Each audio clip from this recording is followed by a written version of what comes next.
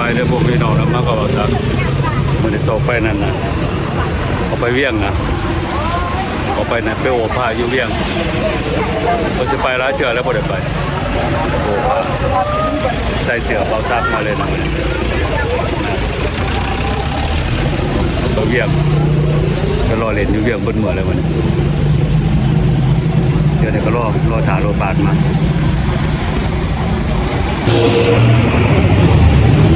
ถบัสโดนมากเลยนี่ก็เป็นเวลา8 โมงเกือบ9 โมง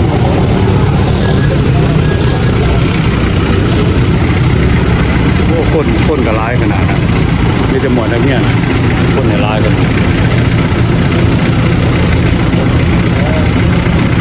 นี่ที่เขาคนร้ายขนาดในตอนเช้า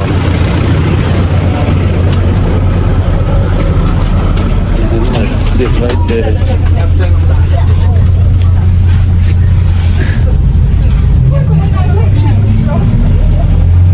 คนกับร้ายกันเลย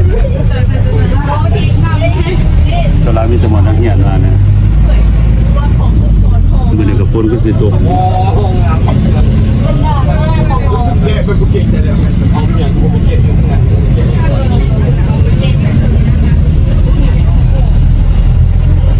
กับมีแน่นำเลย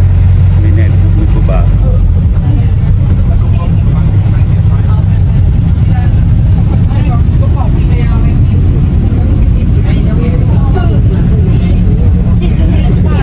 แต่มาเล่าเนี่ยก็3-4 เทื่อกิโลบาทกิโลเมตร3-4 เทื่อมันก็สะดวกสบายอยู่ไปใส่มาใส่เส้นนี่เป็นเส้นทางงอนแล่นจำไปตลอดตลาดเศร้า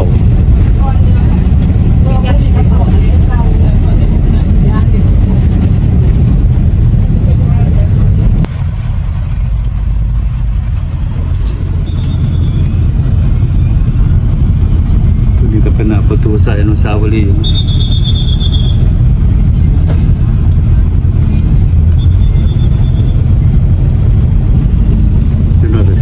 หอดตลาดเศร้าเลย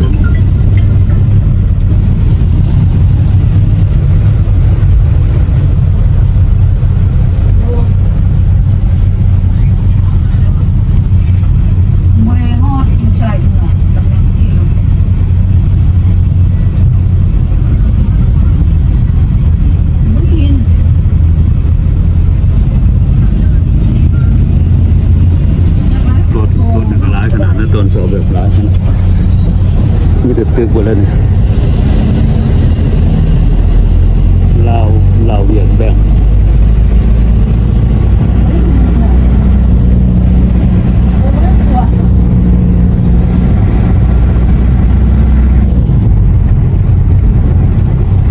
หม้อกอกเขาก็ผ่านมากัน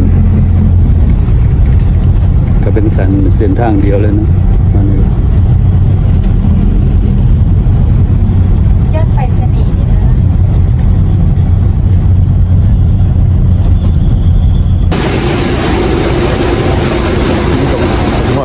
ี่นั่นสุดท้ายมีรถบัส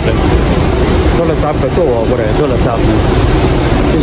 ยังสิไปเฮ็ดนั่นเติมโทรศัพท์อยู่ได้กับผมเมื่อวานนี่ก็เติมแล้วบ่ฮู้ว่ามันจะโทรบ่ได้ Ask the phone company the one that you buy เขาก็มีบ่มึงลองไปถามมันกันถามมันก่อน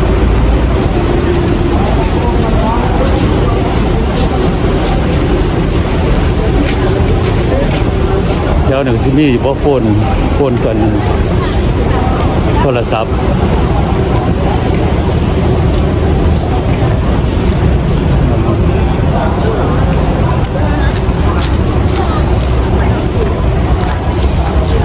ลองไปถามมันว่ามันอยู่เนี่ย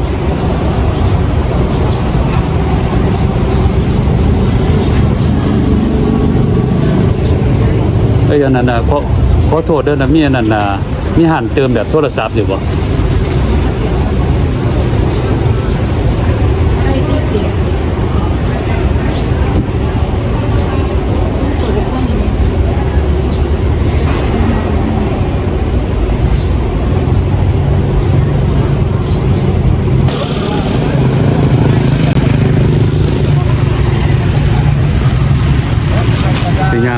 ไปถามคนทางไปนั่นตลาดเช้าไปอบไปให้เพิ่นอบข้าวเป็นจังได๋เอาไปมาโทรศัพท์ก็ได้แล้วนะย่างเขาหานครับเว้ากับอันนั้นน่ะเว้ากับครูบาเพื่อไปก็โทรไปหาครูบาได้เลยนะงานนั้นโทรหาหมู่ก็โทรบ่ได้เฮ็ดจังก็โทรบ่ได้นะมาฮอดนี่โทรได้เลยไปย่างครับนะ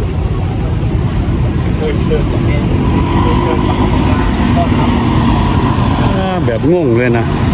โทรไปหาครูบานะครับปึ๊บเลยนะ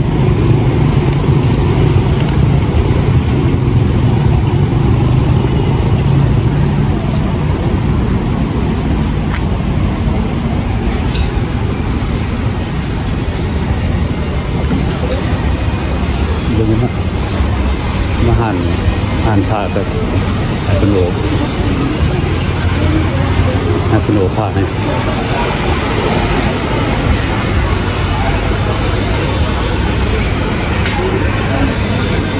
สบายเลยก็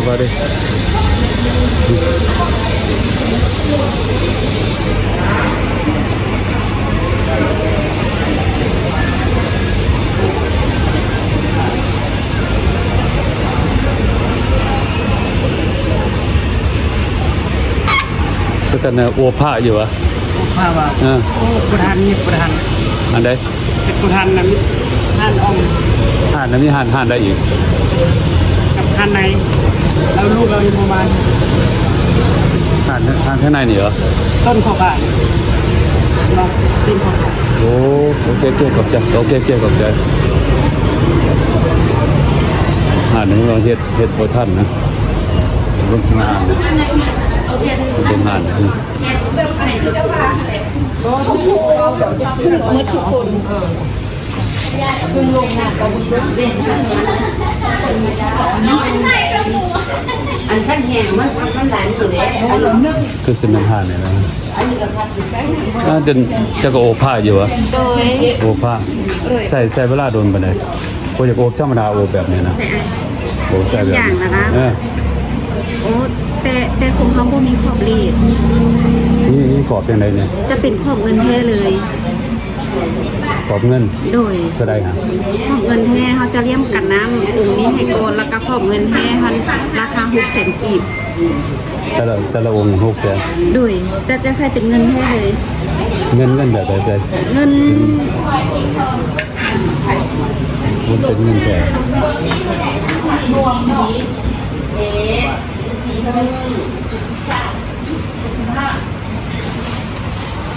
ตัวนี้ก็เป็นทอง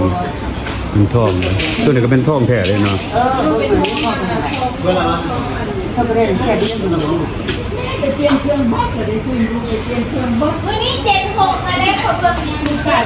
ตามทรงค่ะแต่ละนั้นแล้วก็มีลายมีอันนั้นให้ค่ะเป็นทรงนั้นแล้วก็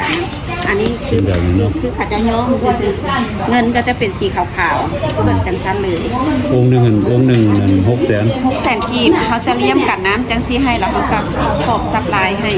ใส่เวลาเป็นประมาณใช้เวลาก็ประมาณ40 นาทีโดย40 นาทีเกือบชั่วโมงกับแพงเลยเนาะ600,000ใส่พอเป็นเงินแท้ดิเงินมันก็ขายได้สิบ่เงินนะโอเคถ้าเสร็จคนสิโอโบองค์หนึ่งโซบองค์หนึ่ง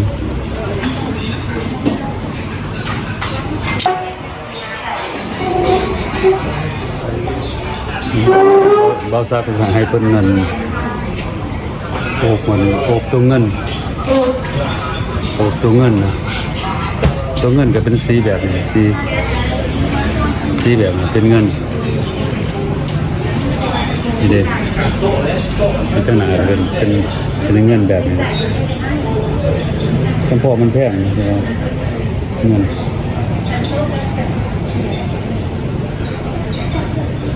ราคาก็เป็น600,000กับ30 ดอลลาร์แต่พอสมควรก็แพงนี่ต่อไปได้100,000 500,000ก็ใช้เวลาประมาณชั่วโมงนึงอะไรเพิ่นเฮ็ดไปนั่นแหละชั่วโมงนึง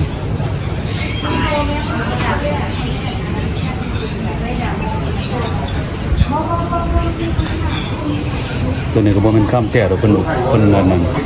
เพิ่นโอบเอาเบิ่งคือข้ามแท้บ่แม่นข้ามแท้เป็นโอบเอา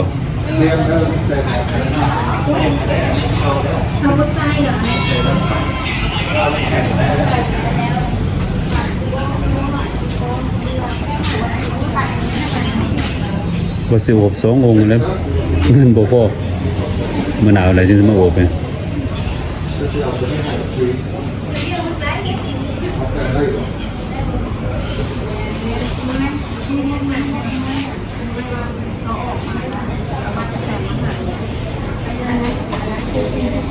ตัวนี้ก็ข้ามบ่แม่นข้ามแท้นะ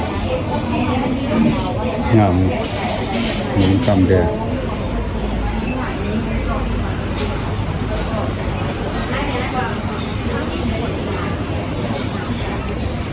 โอเคไปเด้อย่างรอดนึงไปเด้อ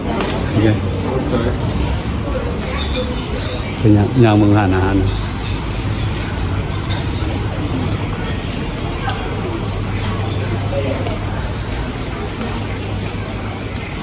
ของกินนี่มีแต่อยู่ข้างนอกเราก็ไปเบิ่งข้างนอก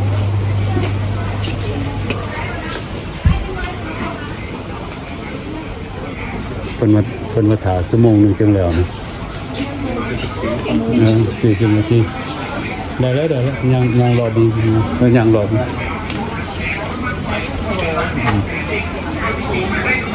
ได้พอได้เวลาจับใจอะไร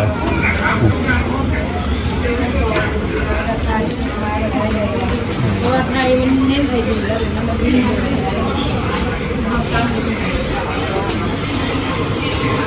ไม่ตอนเช้าก็บ่มีหลายคนเลย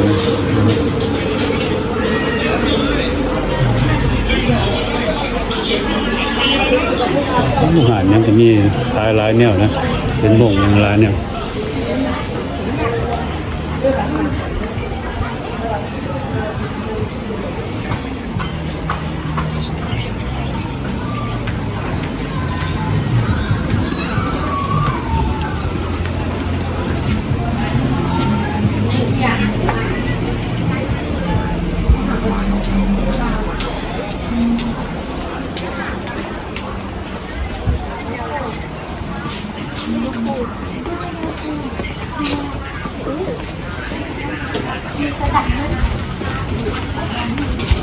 ไปเบิ่งเพิ่นออก Bargain with them for your damn thing.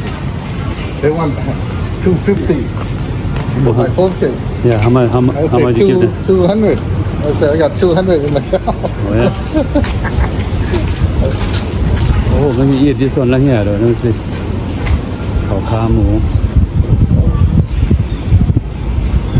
ห่านนี่ก็ข้าวขาหมู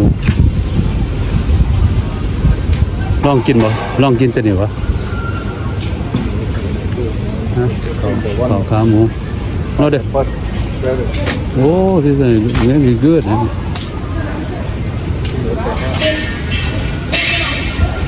โอ้got this one right there too เขาผัดเป็ดมีผัดเป็ด นี่เป็ดตัวนี้เป็ดตัวนี้ ตัวที่หนึ่งตัวนี้มันยังไง ฮะ what is it is that pig จัก 听不懂， ผมเข้าใจ นั่นจริงเลย 5万1份。 มัน เป็นโคตรข้ามหมูหั่นที่นี่ที่ได้มีที่ในเมตรเยอะเลยใช่ look good though 50,000 ประโยชน์ look good too yeah that's the one look good want to try our 有啊， there's a chicken yeah 6,000元来，ตอนนี้ 等一下，你10分钟，还有10分钟，饭还没熟，还10分钟。 โอเคครับ 哦。 ตอนผ่าเข่าซุป โอ้เละเด้อ โอเคกลับมาครับ อย่าละโอ้เขายังบ่ทันแล้วมันสิไปซื้อจังได๋บอกบอกภาษาลาวก็บอกบ่เข้าใจบอกภาษาจีนเนาะห้านแถวนี้ก็มีหลายหันก็ส่วนหลายคนมากครับ ตอนแรกคนมาหลายแถวนี้ ตอนแรกคนมาหลาย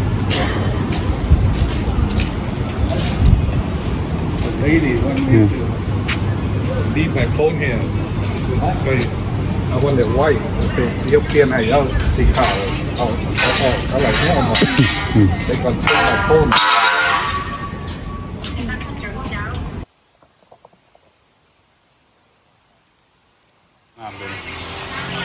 ครับ ไปตัวนั้นนะตัว เดี๋ยวบ่เดี๋ยวเป็นหันเดี๋ยวบ่เดี๋ยวยิงสมูอยู่จังงามเลยสวยดีงามมาก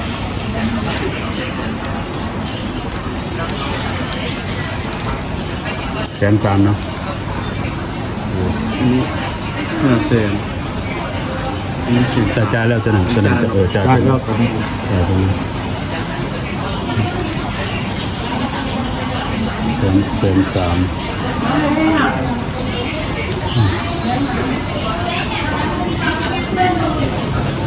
โรงงานอยู่สกอตงาม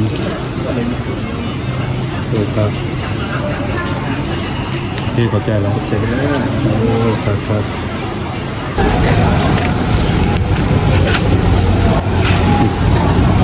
สื่อซาลาเปาคนมาเมาซาลาเปาเลย7ก่อนถ้าเกิดกิน2ก่อน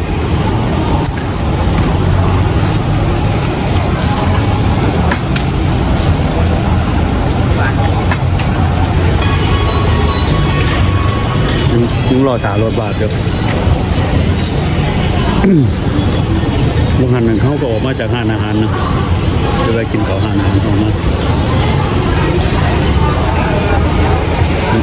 ลองซิมซาลาเปา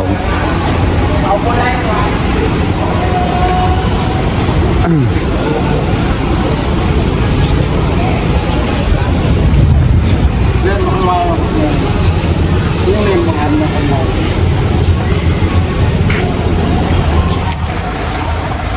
ยังรอดทานนั่นนะหมองเช้าก็คนเช้าเอาเจียวมาส่งนะรอดทานอยู่หมองรถนี่นะ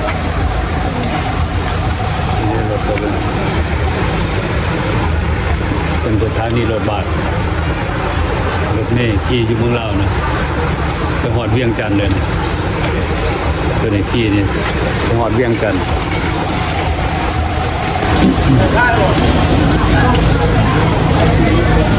คนก็ร้ายขนาดนั้นเจ้าเนี่ยคนร้ายขนาดนั้น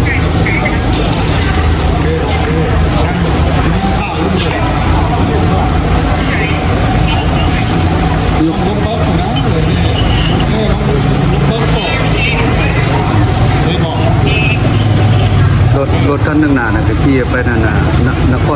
รหลวงเวียงจันทน์นะตัวนี้นะตัวนี้ไปนั่นนะทางอนเส้นทางอนตัวนั้นกันตลาดเศร้าด้วยกันตัวต่อไปตลาดเศร้า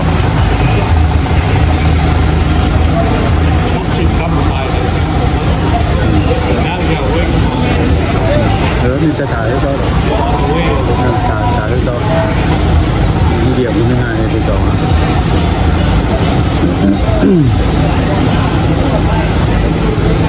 ออกมาเฮ็ดผ้ากันแล้วโอ้ผ้าตัวองค์มันอาจจะมาโอบอยู่ใส่นั่นนะใส่เงินนะรอทานน้องสาวเป็นเอาเครื่องกองมาส่งเป็นเอาเป็นบอกมาแล้วเดี๋ยวนี้ก็เป็นเวลา1 โมงผมเป็น1 โมง11 โมงครึ่งรถบ้านนี่ก็สอบเลยประมาณ11 โมงครึ่งแลนทางงอนแต่คนได้จะมาขี่รถบัสกันมาฮอดหม่องรถบัสมันมีบ่คือเส้นแล่นฮอดนั่นเบิดเวียงจัดนั่นน่ะไปไกลนี่เบิดนะผมจะเป็นสถานีแต่ไปทางมาเล่นนะบ่ซักทางมาเล่นเลยว่ามื้อใดก็สิมาโอ้พาก็บ่ได้ออกมาจักเทื่อนะบ่มีเวลามา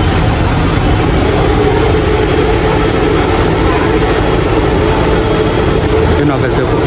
ได้เอาเมื่อแล้วขอขอบใจหลายๆเด้อสำหรับคนหลายคนแซ่บ